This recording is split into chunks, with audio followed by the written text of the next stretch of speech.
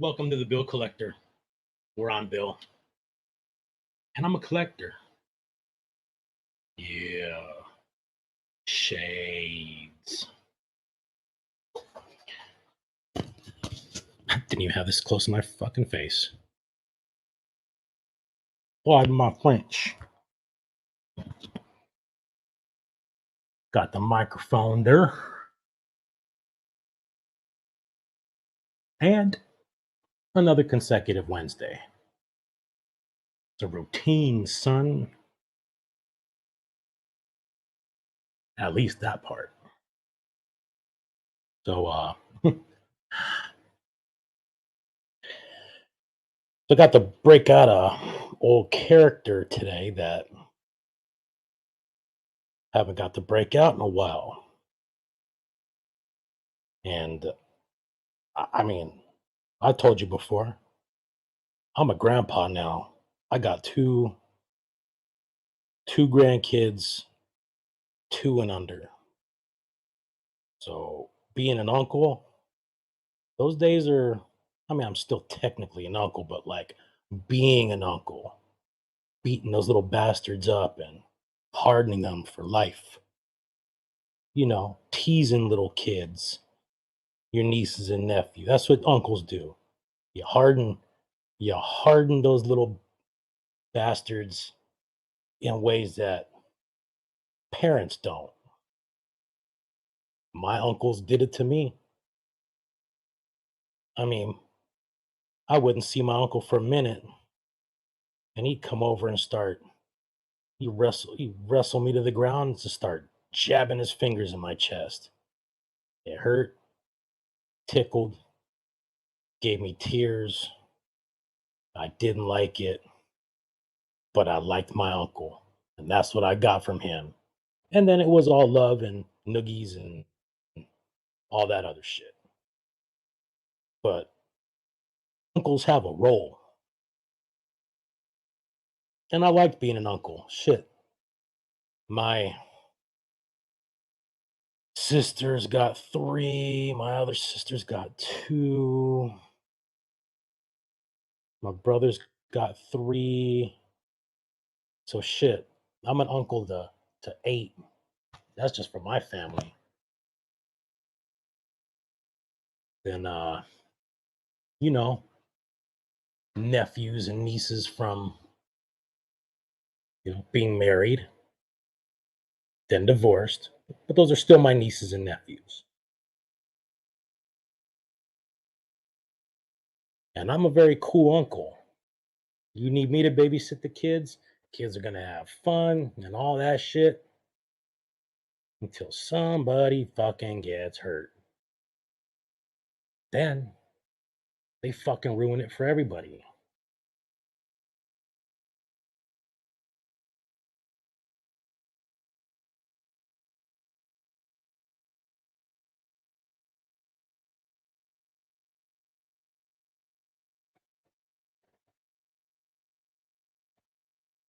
Then sometimes you get a sassy one. Like, did you use a cross? They'll be like, "Nope, I'm straight." And then some fucking hard. So harder than any little kid. And I just, whatever works short of abuse. But always the last resort would be, look, dude, don't make Uncle Scary come out. What's Uncle Scary? Fucking worry about it. The madder you make me, that's who's gonna show up. You don't want Uncle Scary. Uncle Scary will show up in a fucking Michael Myers mask and scare your little fucking ass. And today I had to do that via FaceTime and a Lucha Libre mask to some little fuckers in Washington that ain't listening to their grandma that's babysitting them. So, so there's 2 kids up there right now. 3, but we're not dealing with infants. And the one's got some kind of cord, and she keeps wrapping it around her fucking neck. I mean, are you fucking kidding me? So, anyways, she wasn't listening to the grandma. Stop doing that. So she FaceTimed my lady.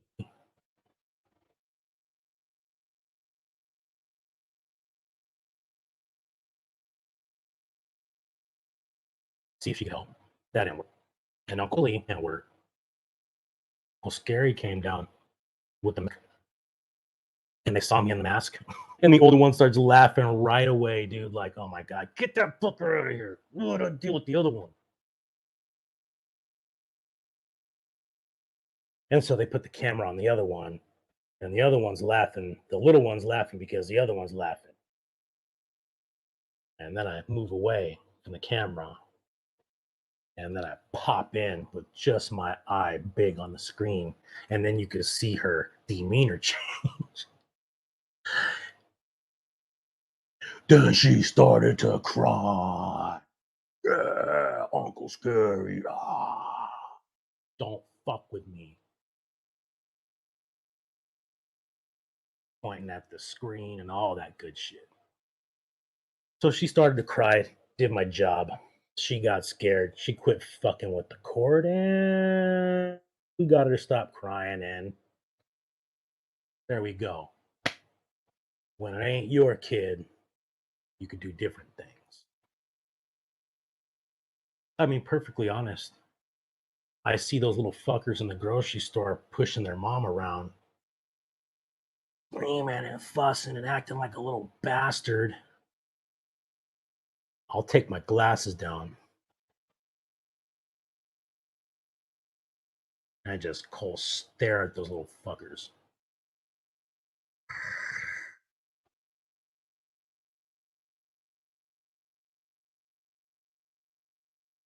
And they start loving on their mom again real quick.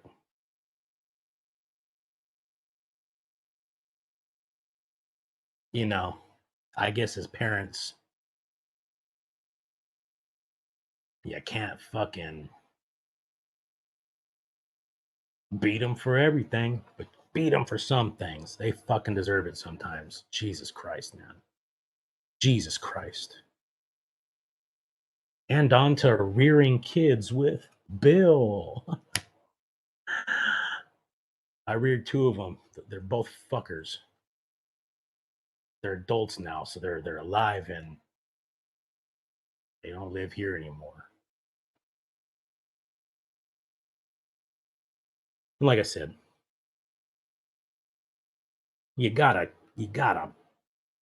can't let your kids get away with everything because when they turn adults, they just think they can get away with shit. That leads me right into the next thing. How do you deal with negative comments? Me? I come from a different fucking era. So if you just come out of nowhere and you insult me or the things that I do, I'll put up with that shit. So we had some guy on a social media page just out of the blue commenting on a project that I did. And this was his comment. Hear me out. Absolute fail.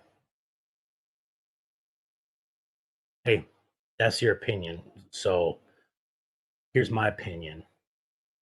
And I gave it right back. And somebody that had a negative comment from the get go didn't like the negative comment that I gave back. And they got butthurt about it. Are you fucking kidding me? So to me, that's That's how I feel like society is right now. That motherfucker is the person that cuts you off on the freeway and then flips you off like, bitch, fuck you. I don't play that game. So I gave it right back to the guy. It turned into a back and forth for a minute. And then this was my bottom line response. Bro, your very first interaction was one of a prick. I said, you didn't like when I pricked back. What am I supposed to do? Sorry, that's a rant. But we're living in different times, man. Like that mentality is a Christian one. In the Bible, it says if somebody smacks you on the left side of your face, you give them the right. Are you fucking kidding me? I'm not even going to go in on that. There's a lot more to that I know about. That's for another podcast altogether. Insult me and I'm coming right fucking back after you.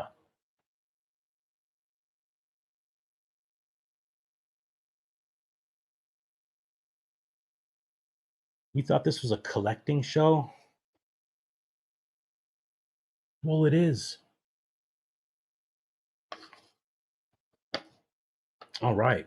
So that was Uncle Scary. Looked like he lingered for a little bit. But, anyways, don't expect to insult somebody and not get it back. That's what the expectation should be, not that you're going to give an insult and it ends there. Get out of here. That's another world.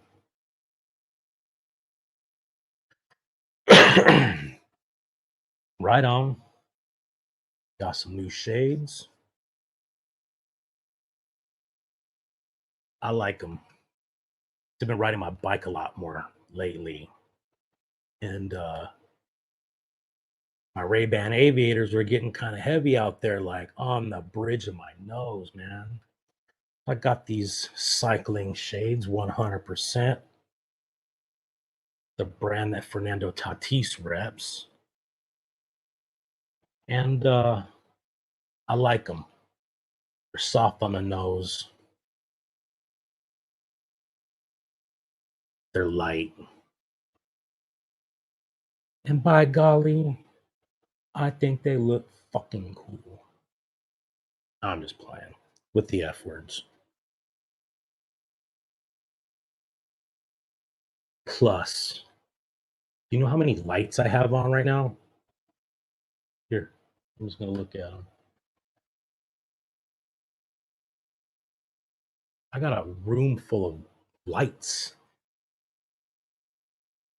And I don't like lights.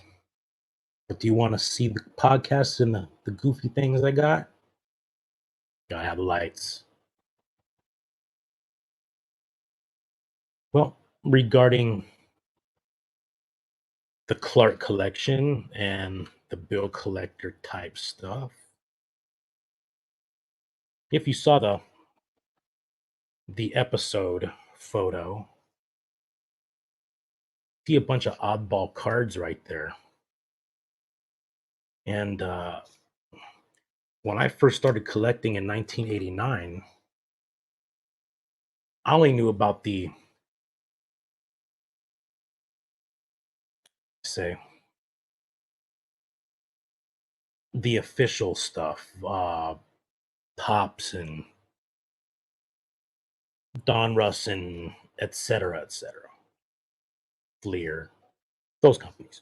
I had no idea that anything other than you can get from basically a baseball card shop or at PAX where packs were sold. Didn't know baseball cards existed outside that realm. Excuse me. And as I started collecting a little bit more and hooking up with people that were collecting, I started to notice that there were other things out there. And those other things being absolute oddball cards. And the first place I actually noticed these cards were out there was from my good friend Ryan, whom I'm still good friends with, and his Will Clark collection.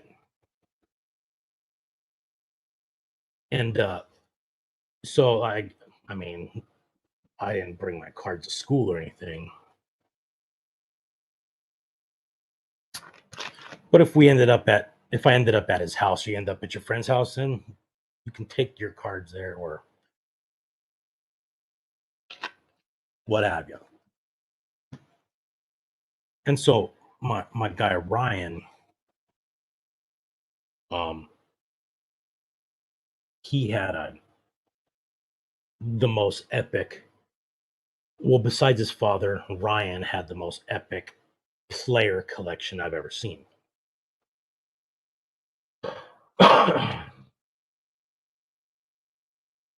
And he just happened to collect Will Clark.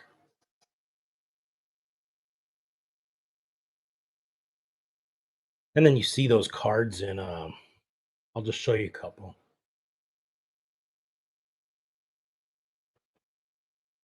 You see stuff like this,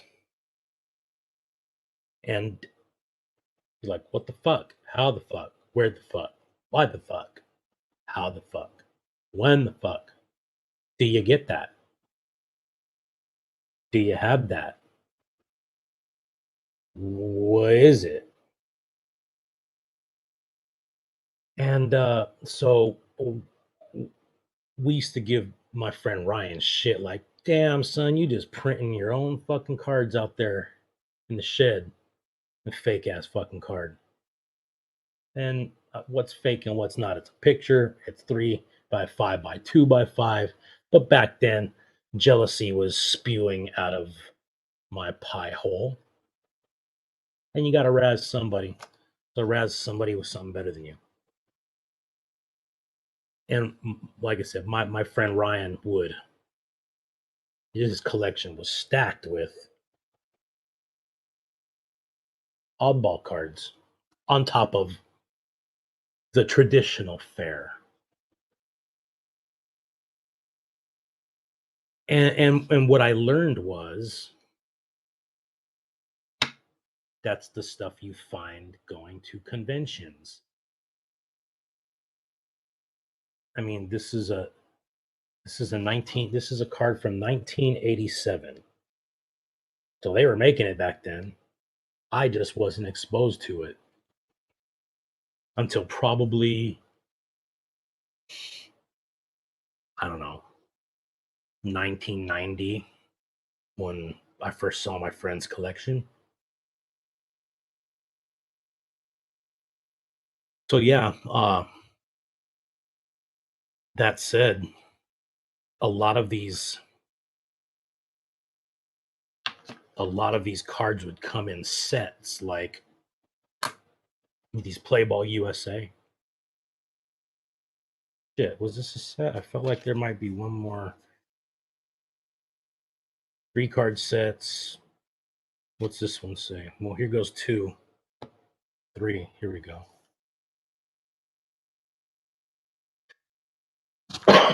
Don't recall if this is the set, like all of them.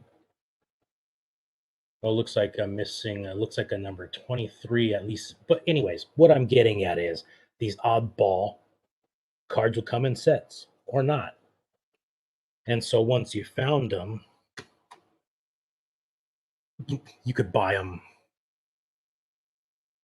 one by one, or you could buy the entire set. So this is a star set, and this is a set that contains 11 cards. So these were cool if you wanted to. I mean, this is bulk adding to your collection. So once I started figuring it out that I don't really I don't care if it is a Major League Baseball licensed product. I don't give a shit. But what's cool about these is I think you have some kind of creative license when you offer things in limited runs. So I believe this is a limited edition set. And when you do that, I think you can have logos on it if it's limited. Now, if you're going to be running millions and millions of copies, then no, you can't. You have to have the license from MLB. Quote me if I'm wrong, but I feel like there's some kind of limited edition license that you get because you're not mass produced. So, like I said, these were cool. Once I found those out, I mean, shit, dude, I got this entire box of oddball cards. Here goes another one. This is another star set. This would be gold, the gold edition. This is one. Wow, shit. This is they still printed 1,500 sets of these, but I mean, I guess that's just 1,500. I mean, think about it, which is still a lot because to this day, and this is where the greediness of things happens and capitalizing on demand and being hot and popular. They were just wanting to capitalize on Will Clark's name, being an all-star player, being a star. And 1,500 sets, like I know of like 300. I'm just gonna call it 300. I'm rounding up slightly. 300 2022 Will Clark collectors verified on a Facebook page. I bump into some on Instagram, which I don't believe all of them are on that page. And so what I'm getting at is even though Will Clark, to me, if you have 300 current collectors and you retired 30 years ago, 30? Jesus, man. 30? No, Will Clark retired 22 years ago. My bad. 22 years ago. Yes. I'm not a fucking mathematician. So he retired that long ago and still has 300 strong verified. They probably sold a fucking shitload of these because you know what? When you're investment minded, you gobble this shit up even if you don't collect the player to try and resell it. So a lot of this stuff from back then, like I mean, I couldn't afford the whole sets. I'm glad that I didn't really eat all this shit up in 1989 to 92 because value is not worth what they were selling it for back in the day. Whew, man, dodged a fucking bullet because I didn't have the money to just hoard cards when I was a kid. It wasn't until 2016 and beyond that I had more than one Will Clark rookie card in the collection. And so, once I started back up in 2016, I was just coming across all this stuff. And like an absolute fucking goob. This is why I'm at the point now where every time I'm going to buy or looking to buy new items, I'm not saying new, but like adding to the collection, I have to go through every one of the things. I have to look high and low to make sure I don't do this stupid shit anymore and end up with buying stuff that I didn't need. So if you're a Will Clark collector, a new Will Clark collector, a budding Will Clark collector, I have this.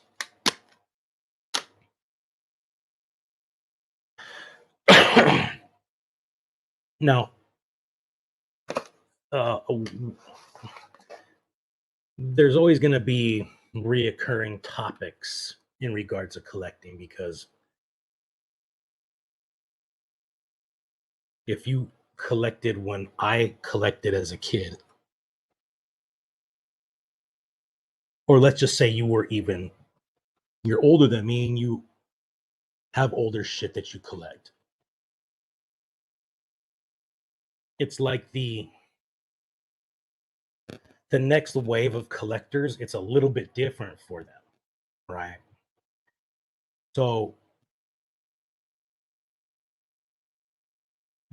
there's a reason why those cards from back in the day, say in 1980 and older, are worth money, or still hold some kind of value. And then the plain and simple reason is print runs. They did not just see stocking these up and hoarding them and value and selling and reselling and on the market and auctions and all this bullshit. That wasn't a real thing until it became a thing. Okay. It's when you start to commoditize stuff like this. All right. So what I'm getting at is, and I'm learning this putting my Fred Lynn collection together, is that there isn't I mean, on top of that they didn't print zillions, there aren't there aren't many companies to choose from. So in theory, I can probably obtain, I'm gonna just claim it, a 90% of everything that was run by on Fred Lynn. Yeah, yeah. Okay. Moving forward into my era of collecting. Well, my era of collecting. Oh, too bright. Too bright. You might be seeing these glasses more. Might be seeing them more. I I wear glasses everywhere anyways. So for me, wearing glasses inside is nothing. Back the cards. But I'm leaving them on. My era was different. It was like an exploratory era for card companies in create see it's like marketing. It's just marketing, all right? Marketing changes and you start to commoditize things, and then motive changes. And motive is everything. See, motive is everything. So then the times changed, and I don't know if you've ever seen there's a couple of documentaries on the industry of trading cards, let's just say. And one in particular, and I'm just not gonna try and act like I know the name. Concept of the show is the concept of the movie was on it was on Netflix. The concept was, and dude, this is crazy, because I started to interact with this guy on Instagram. So this dude, he's about my age, put together a documentary regarding the card industry and the junk wax era and the boom. And so his old man was a mover and a shaker that ended up in the collectibles business. East Coast. And they were in the era that I was in, and their card shop was this smashing success. They're making tons of bread. Family was just like high on the hog from the collectibles world. And the young man put a cachet together because when you're young like that and your dad's in the business and you see what's going on, you also see and you start to get that. Look, said it once and I'll say it again. I don't collect for investment's sake. I collect to keep the stuff. And that's what I do. I'm not saying there's any one way to do it, but I'm not an investment minded person when it comes to putting my shit together. And yada, yada, yada. The boom happens, and the whole family's life is affected by it. Losing money, divorces, losing homes, to the point where the kid was like 13.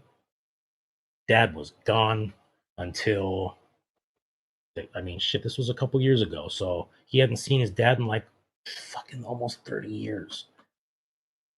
And this was just before his dad was going to die of cancer. So that's the era I grew up in, where people were banking their lives on it. And you sell people the dream of buying cards and making money from it. Some people do it, some people don't. Some people try, some people fail, some people succeed, some people don't even try. But it can get pretty shady pretty fast. Anywhere there's dollars and cents, things can get shady. And even shit made for little children. But see, that's what happens when adults get their hands on it. Okay? Adults fuck shit up. There's probably not a single little kid that ever really fucked the industry up, right? No, there's not. Because little kids just collect, little kids just have fun. Adults, they get greedy, they get conniving, their motivations change.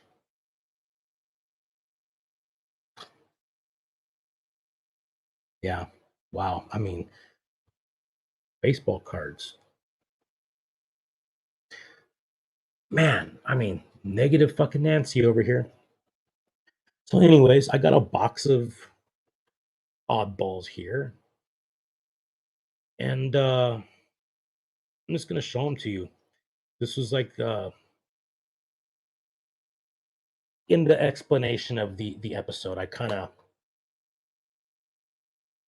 went on and said, "Do you love them or do you hate them?" For me, I wrote it depends. All right,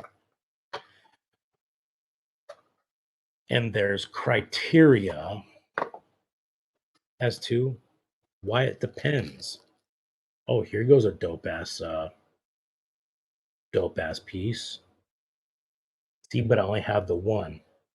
Mother's cookies. To me, Mother's cookies are top notch oddball cards. And I'll tell you why. One, the photographs are absolutely beautiful. I believe the photographer's name is Barry Cola. And Barry Cola did a lot of work with Will Clark. And so, anyways, this oddball card has logos. The pictures are crisp. And shit, rounded corners kind of cool. Simple, no border. I like it. This one's sealed. I should package that one up. Cool card. All right. I'm not a big fan of logo-less baseball cards. I'm picky, and don't get me wrong, I will still collect them. Now, here's where this is where you can do a logo-less card right. You need to take the right picture, or you need to select the right picture upon the pictures that the card picture selecting person gets to choose from. All right. It's a perfect example of a card that works. This one. Do you want to know why it works? I'll tell you why. One, because his helmet is in a way where you couldn't see the logo anyway. Two,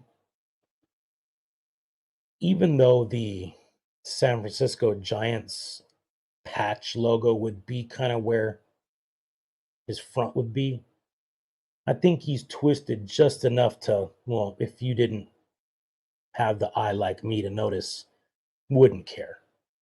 So this card to me, Diet Pepsi, a great oddball card because they don't have the license from MLB to show the logo, but the card is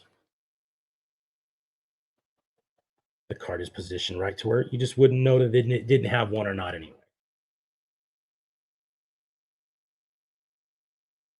This is yeah, these cards right here were trippy, dude. This is when I was like, they just print a damn photo and well, I mean, the back is so almost non-existent that you just nah. I mean, good photo, whatever card, but like I said, all good to put in the collection.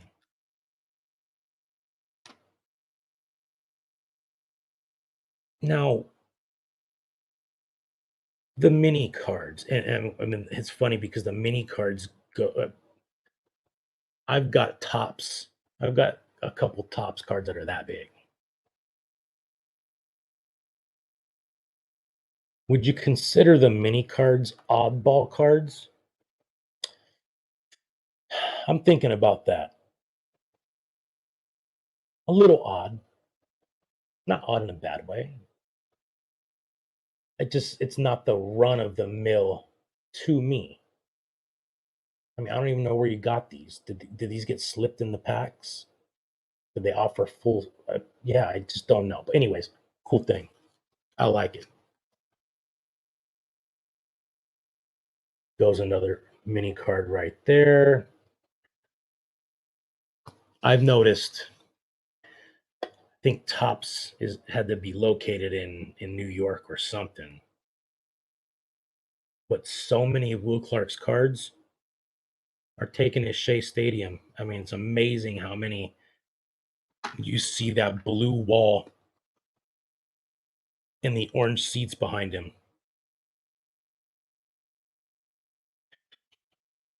All right, next one. Showcase number.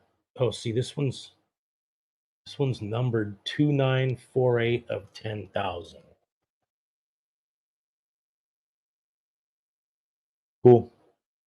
Warm up jacket. Little what do you call that? Foil? No, that is not foil. Yes, that is foil. Red foil. Anyways, decent card. Nothing spectacular. I showed this one the other day on my Instagram page. That's the McDonald's, whatever the hell it's called. Baseball's best. Limited edition baseball's best. Gold foil down there. It's a nice card. I like it. Nice mid swing. He's not fouling it back, or he's not pounding into the ground.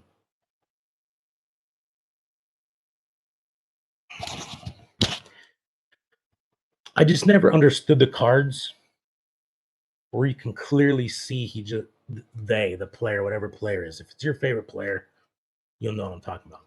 You can clearly see whiffed or K'd or is popping the ball straight up. I feel like the my opinion on that is the person selecting the photos most likely has no idea what's going on. Okay, so got a little variation on that Pepsi card. This one is perforated. I'm calling a perforated and a non-perforated two different cards. I'm going to set that one aside because maybe I don't have that in the book already. Whoa, I got a slew of these Pepsi cards.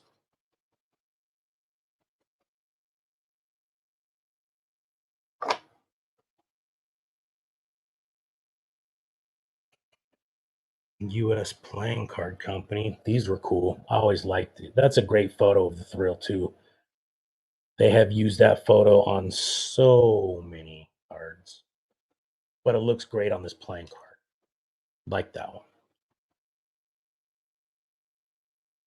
Oh, Peachy, not really an oddball. Let's see. What else do I got? Oh, here goes some Mother's Cookies cards outside of the packaging. Once again, Barry Cola was the photographer, excuse me. And look, Candlestick Park, Home, Blue Skies, Black and Orange of the Giants, Will Clark, classic. Here's another Mother's Cookies right here. This is a set of four, so well, this is three of the four.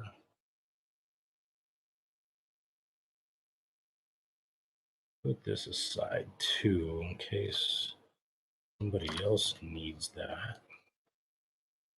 All right, classic cards, a brand classic.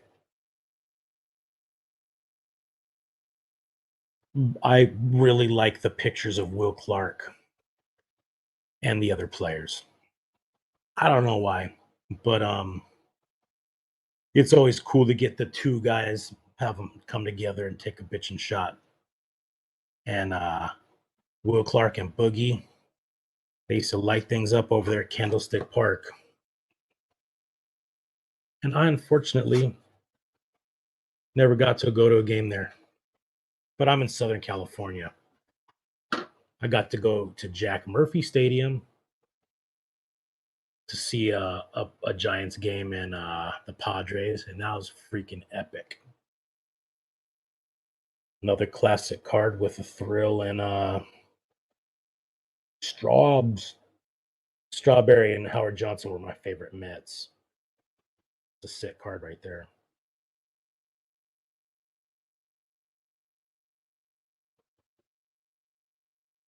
I think Kmart came correct with these cards right here.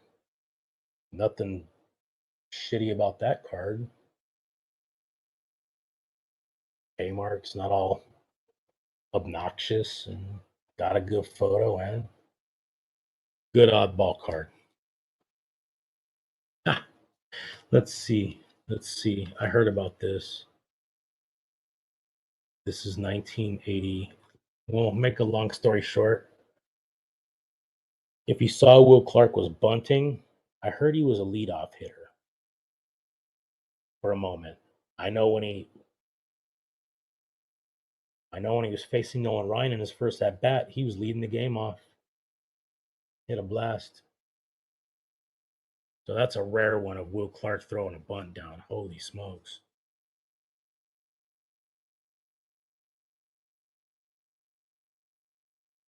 sick, dude. Will Clark had a sick and just like completely unique batting stance with a redonkulous swing after. Oh, yes. Awesome.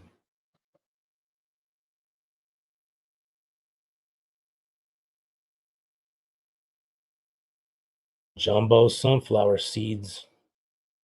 I mean, look, man, we go to the store and buy do it the old fashioned way. Try, you know? And I was unsuccessful at a lot of it because it's just numbers. How many bags of sunflower seeds does your mama let you fucking eat? I'm Jimmy Dean. I made sausage. I'm Jimmy Dean. Sausage. Sausage, Jimmy Dean. I would get sausage. And half the time the airbrush is like, bro, you couldn't have done a better job than that. Not a great one. All that yellow and shit.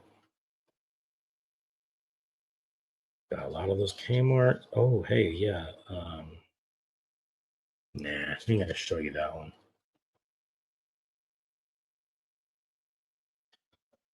That might be the most damn cards I ever showed on this here little program right here. Oh, so I'm an Adam Sandler fan. I'm sure most people are fans of Adam Sandler. But he has a movie out right now on Netflix called Hustle. Good movie. Fucking A. So if you haven't seen it, see it. Hustle, Netflix, Adam Sandler. Fantastic film. I mean, honestly, I could have a movie review show and it's plain and fucking simple for me. If I fall asleep, not great. If I watch it from beginning to end, great. That's a boring fucking show. But that's how it is for me. Because I straight slept through some of those Marvel movies and straight stayed awake and interested as fuck on movies like The Shawshank Redemption. So, because I'm so intellectual. I'm so intellectual.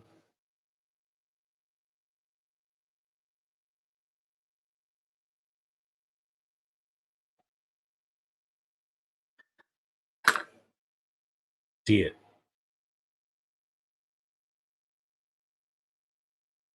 I think I pulled this next item out the show last week, and then, I mean, honestly, I can get sidetracked so easy. And then I mean, I'll just say I'm going to talk about something.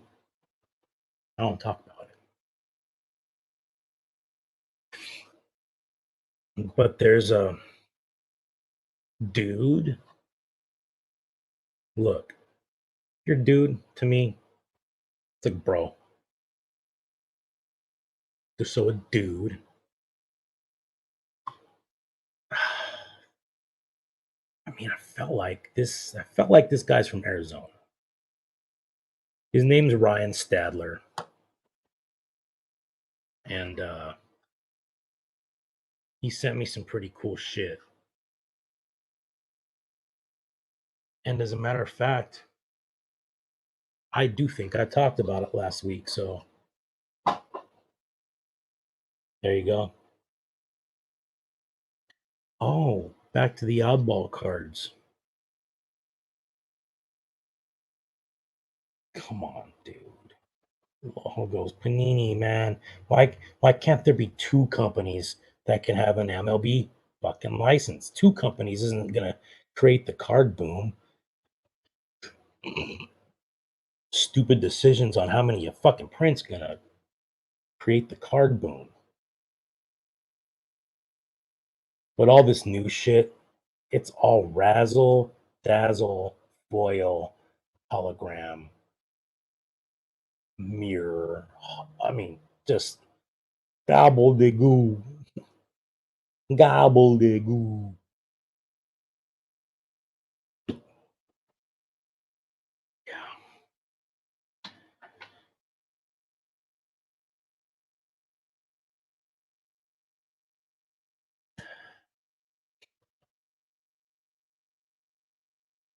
So this baseball right here is being used for science.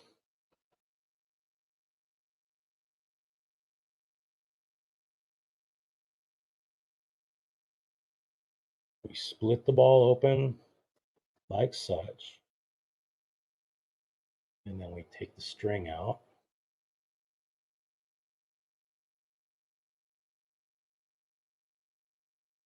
And then cut the string off.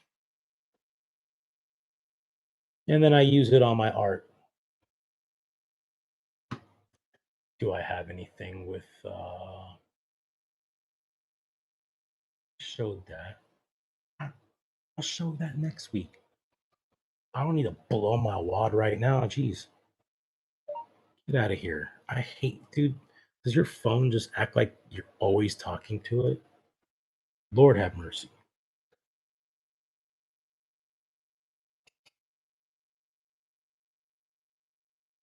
So I guess Will Clark's not going to be on Deuces Wild today. He will be doing stuff in San Francisco. I think this week he mentioned on behalf of the Giants. Um, as he does.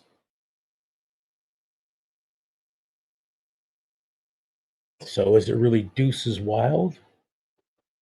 Or is it just a deuce? Eric's pretty fucking crazy, dude. Jesus Christ, man. Guy's a maniac. But a couple weeks ago, there was a Will Clark wasn't in. And Eric's got the energy to maintain it himself. So that's cool. Um, but yeah, that's basically that for now.